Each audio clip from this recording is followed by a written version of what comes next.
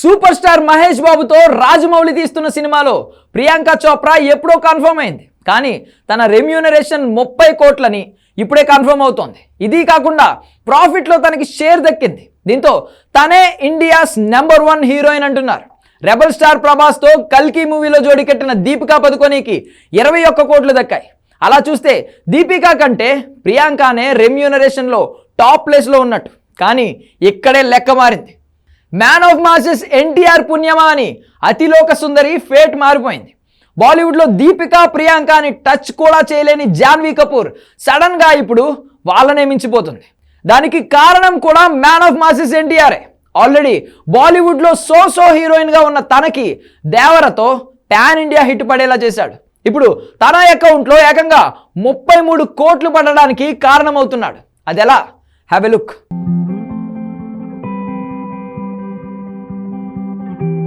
Super star Mahesh బాబుతో ప్రియాంక జోడీ కడుతుందన్నందుకు 30 కోట్ల భారీ పారితోషికం దక్కుతుందని తేలింది.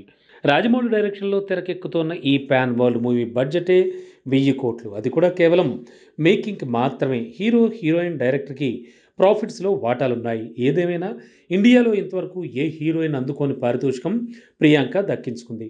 హాలీవుడ్లో కూడా తనకి 25 కోట్లకు మించి రెమ్యూనరేషన్ దక్కలేదు. అలాంటిది తనకు రాజమౌళి మూవీలో కీ రోల్ చేస్తున్నందుకు 30 కోట్లు పారితోషికంగా దక్కడం రికార్డే. అందుకే తనని ఇండియా నెంబర్ 1 హీరోయిన్ అని అంటున్నారు. తన ఏజ్, ఇమేజ్, ఎక్స్పీరియన్స్తో పోలిస్తే దీపికానే పోల్చేంత సీన్ లేదంటున్నారు. అలాంటి తనతో ఏ రకంగా యంగ్ లేడీ జాన్వీ కపూర్ పోటీ పడుతోంది? 30 కోట్లకే ప్రియాంక చోప్రా ఇండియా నెంబర్ 1 అయితే 33 కోట్లు తీసుకుంటోన్న జాన్వీ కపూర్ ఏమవ్వాలి? నిజంగా ఇదే జరుగుతోంది. తనేం ప్రియాంక చోప్రా లెవెల్ హీరోయిన్ ఏం కాదు. దీపిక పడుకునే ప్రియాంకలా హాలీవుడ్ వరకు వెళ్ళి రాలేదు. భారీ హిట్లు అయితే పడలేదు. అయినా తనకి 33 కోట్లు ఇస్తోంది దేవర 2 మూవీ టీం. దానికి సాలిడ్ రీజన్ ఉంది.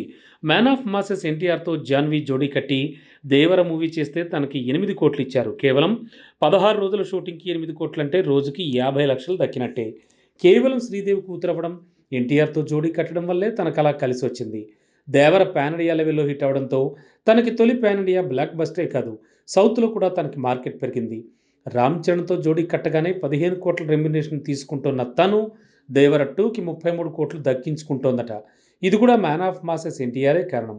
తనతో జోడీ కట్టడం, ఏకంగా 66 రోజుల కాల్ షీట్స్ ఇవ్వాల్సి రావడంతో రోజుకి 50 లక్షల చొప్పున 33 కోట్లు సమర్పించుకుంటున్నారట. ఇలా ఎలా చూసినా ఎన్టీఆర్తో జోడీ కట్టడం వల్ల ఒకప్పుడు శ్రీదేవి ఎన్టీఆర్ కాంబో హైలైట్ అయినట్టే అవుతుందనే అంచనాలున్నాయి. అలానే దేవర హిట్ అయింది. దేవర 2 2000 కోట్ల సినిమా అంటూ అంచనా పెరుగుతోంది. ఇలాంటి టైంలో కథ సిద్ధం అవడం, సీన్లోకి అమితాబ్ రావడంతోనే సీనే మారిపోయింది. మొత్తానికి ప్రియాంక, దీపిక అంత వయసు, అనుభవం, సక్సెస్ రేట్, మార్కెట్ లేకుండా కేవలం ఎన్టీఆర్తో జోడీ కట్టడం వల్ల జాన్వీ కపూర్ ఫేట్ మారిపోతోంది.